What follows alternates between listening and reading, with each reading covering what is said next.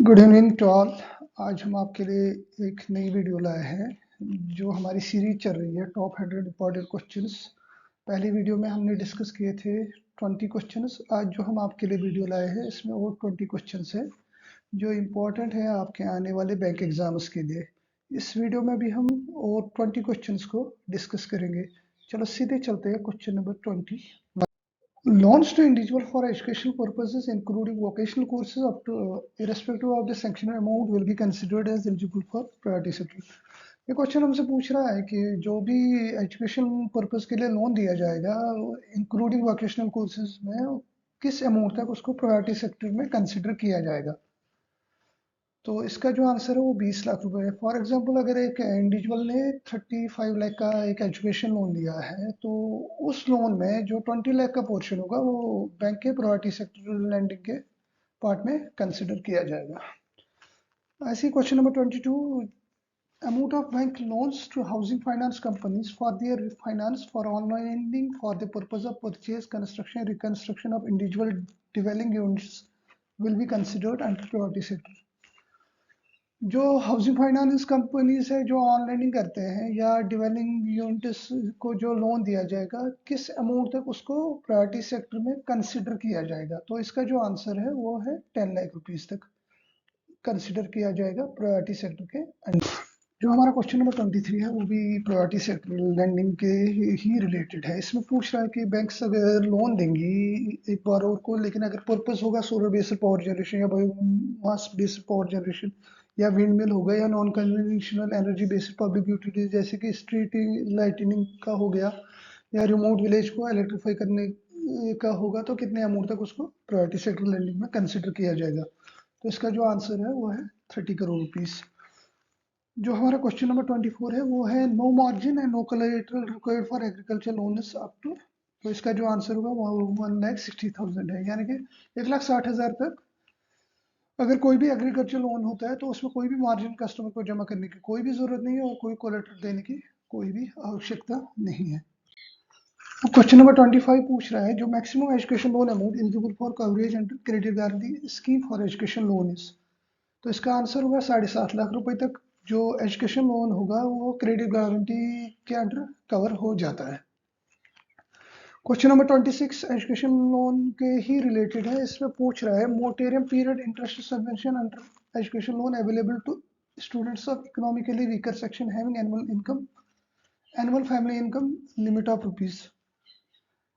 तो इसका जो आंसर होगा वो 4.5 लाख रुपए प्रति साल, 4.5 लाख रुपीज पर ईयर। जिनकी फैमिली इनकम होगी वो मोटेरियम पीरियड इंटरेस्ट सबवेंशन के लिए एलिजिबल है अगर वो इकोनॉमिकली वीकर सेक्शन को बिलोंग करते हैं। तो क्वेश्चन नंबर 27 पीएमईजीपी के रिलेटेड है। इसमें पूछ रहा है कि जो सेकंड लोन यानी कि जो सेकंड डोज होगा पीएमईजीपी का जो एग्जिस्टिंग यूनिट को ही दिया जाता है उसका मैक्सिमम प्रोजेक्ट कॉस्ट कितना होता है। अगर पहला डोज होगा तो 50 लाख होता है मैन्युफैक्चरिंग सेक्टर में और 20 लाख होता है सर्विस सेक्टर में। लेकिन ये क्वेश्चन जो है वो सेकंड डोज के रिलेटेड है, तो इसका जो आंसर है मैन्युफैक्चरिंग सेक्टर को हम 1 करोड़ देते हैं और सेकंड डोज में सर्विस सेक्टर को हम 25 लाख रुपीज देते हैं। क्वेश्चन नंबर 28 जो है वो आईएमपीएस के रिलेटेड है। इसमें पूछ रहा है कि अभी रिसेंटली चेंज हुआ है, यूपीआई की गाइडलाइंस थोड़ी चेंज हो गई, उसके ही रिलेटेड है ये। पहले 2 लाख रुपए थी, अब इसको लिमिट को 5 लाख रुपए कर दिया गया है। तो मैक्सिमम जो आईएमपीएस की ट्रांजैक्शन लिमिट है वो 5 लाख रुपीस हो गई है। क्वेश्चन नंबर 29 जो पूछ रहा है वो पूछ रहा है कि मैक्सिमम कवरेज जो सीजीटीएमएससी के अंडर है वो कितनी है पर बारोवर। तो इसका जो आंसर है वो 500 करोड़ है पीएसबीज के लिए, और अगर आरआरबी होगा तो आरआरबी के लिए 200 करोड़ है। क्वेश्चन नंबर 30 पूछ रहा है कि अपर एज लिमिट जो ओडी फैसिलिटी की है अंडर प्रधानमंत्री जन धन योजना में वो कितनी है। तो इसका आंसर है 65 years. Question number 31 guarantee coverage के रिलेटेड है। इसमें पूछ रहा है कि what is the guarantee coverage for women enterprise SC ST entrepreneurs and ZED certified units. ZED वो यूनिट होते हैं जो zero effective zero defective units होते हैं। तो इनको जो लोन दिया जाता है उस लोन अमाउंट का 85% कवर्ड होता है CGTMSE के अंडर। क्वेश्चन नंबर 32 है, what is the loan amount in initial phase under PM Vishwakarma scheme. जो विश्वकर्मा स्कीम है इसकी जो मैक्सिमम लोन होगा इसमें वो 3 लाख होगा और जो पहला इनिशियल डिसबर्समेंट में होगा वो 1 लाख रुपए होगा। तो ये क्वेश्चन जो है वो इनिशियल फेज के रिलेटेड है, तो इसका जो आंसर होगा वो 1 लाख रुपए है। क्वेश्चन नंबर 33 मॉनेटरी और क्रेडिट पॉलिसी के रिलेटेड है। इसमें पूछ रहा है कि जो monetary and credit policy conduct करता है RBI, उसका जो रिव्यू करता है वो कब करता है। जो इसका आंसर है वो बाई मंथली बेसिस होता है। Review of monetary and credit policy is conducted by RBI on by monthly basis. Question number 34 deaf के रिलेटेड है। डीफ का जो फुल फॉर्म हुआ है वो होता है depositors education awareness fund.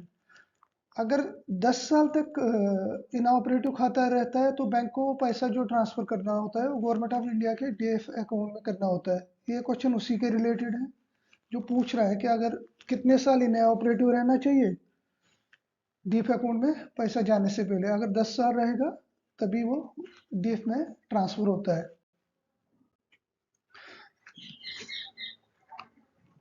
Question number 35 investment के रिलेटेड है। ELSS equity linked saving scheme.